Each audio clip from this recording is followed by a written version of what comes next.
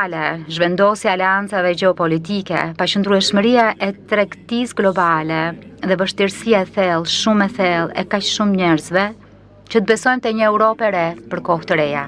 Por besoj se nuk ka moment më të mirë se sa ky për të na kujtuar se ndërkohë që me të drejtë kemi menduar për Europën e qëndresës, të mbrojtjes e të kapaciteteve të reja ushtarake, nuk duhet harrojmë Europën tjetër, Europën e iluminizmit, të arsyes njerëzore, e të përpjekjes për një paqe të përhershme jo vetëm mes vetes, por edhe me armiqtë tanë.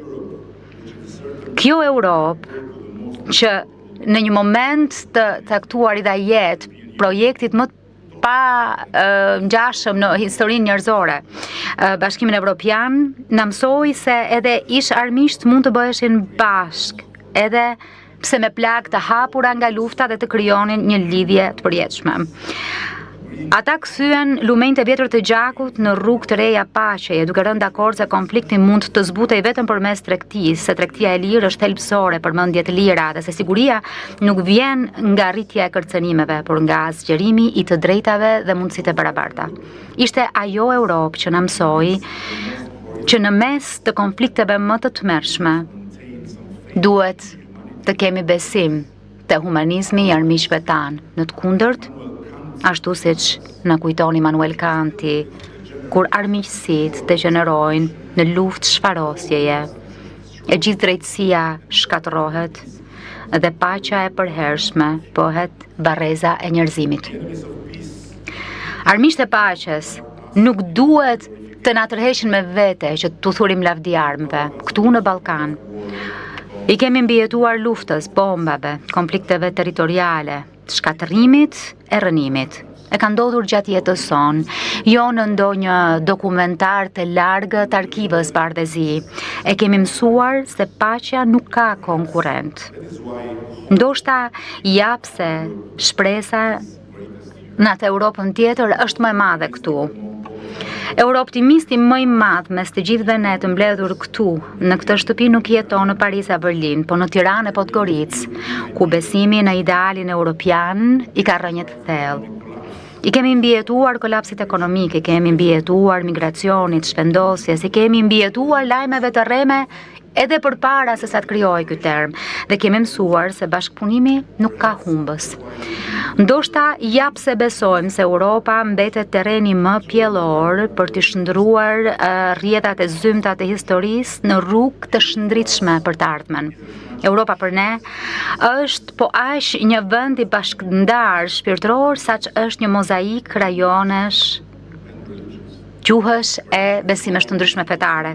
Ndoshta japse ndjejmë nevojën jo vetëm për politika të reja, por për një lloj të ri politike, një politikë e cila ripërcakton jo vetëm atë çfarë jemi, por edhe se si jemi së bashku mes vetes e me botën.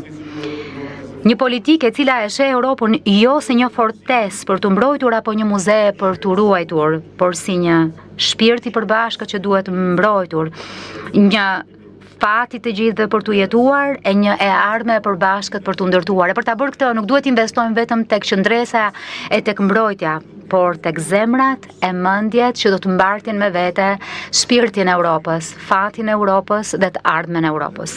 Dhe më lini t'ju pyes, shumë të dashur miq, pse të mos imagjinojmë një KPE të arsimit, të shkencës, e të inteligjencës artificiale, një aleancë ndërkombëtare përtej armatimit, një terren burimesh të ndërlidhura dijeje, kërkimi shkencor, inovacioni, ku territoret që nuk janë anëtarë të BE-s apo ende jo anëtarë të BE-s mund të bëhen kufi të ri investimi, pa burokraci, pa rregullime barra fiskale.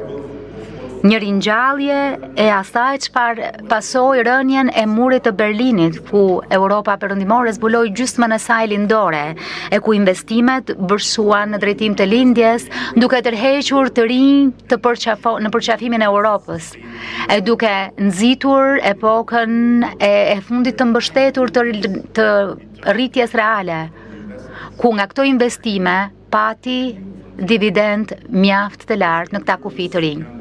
Le t'u japim të rinjve të Europës, bizneseve të reja, një arsye më të mirë për të qëndruar se sa të flasim vetëm për armë apo riarmatim. Dhe le t'u japim një motiv të fortë për të ndërtuar, për të ëndërruar në tokën evropiane, në vend që t'i hedhin sytë të shkojnë larg për të ndjekur ëndrat e tyre. Në fakt betejë ajo nuk mund të ketë të bëjë vetëm me qëndresën ndaj asaj çka mund të na bëjnë të tjerët, por duhet të jetë po kështu, diçka që lidhet me atë çfarë ne mund të bëjmë për veten tonë, për fëmijët tanë dhe për Europën tonë. Nuk ka të bëj vetëm me qëndresën kundër shkatrimit, kjo është apërmendsh, por ka të bëj me kurajën për të ndërtuar, për të ringjallur urtinë e historisë sone, për të forcuar besimin në kapacitetet tona njerëzore të arsyetimit. Kur Donald Trump i tha se Zoti e shpëtoi nga plumbi sepse i plot fuqishëm kishte një plan për Amerikën, tha vetëm gjysmën e së vërtetës. Gjysma tjetër është se Zoti kishte një plan edhe për Europën. E nuk mund të ishte më e qartë se sa kaq. Europa edhe një herë ka një mundësi të dhuruar prej Zotit për të rishpikur veten. Le të sigurohemi që rrugtimi i Europës, i yni në këtë rast, nuk është një udhtim rrëmbimi si në pikturën e Veronezës, por një udhtim kthimi dhe rilindjeje. Një kthim në shtëpi, në një shtëpi që gëlon me ëndra për të ardhmen, e çliruar nga mitet e së shkuarës, e pas pak dyshim e mbrojtur mirë, por pa dyshim një shtëpi që nuk ngjan me formën e armëve, por me imagjinatën e fëmijëve tanë dhe të etërve tanë themelues. Një vizion që na takon ne ta sjellim në jetë. Faleminderit shumë dhe tashmë si mikpritës kam nderin t'i jap fjalën presidentit të Këshillit Evropian Antonio Costa.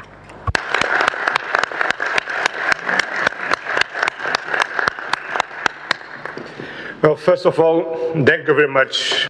Së pari, faleminderit shumë i dashur Edi.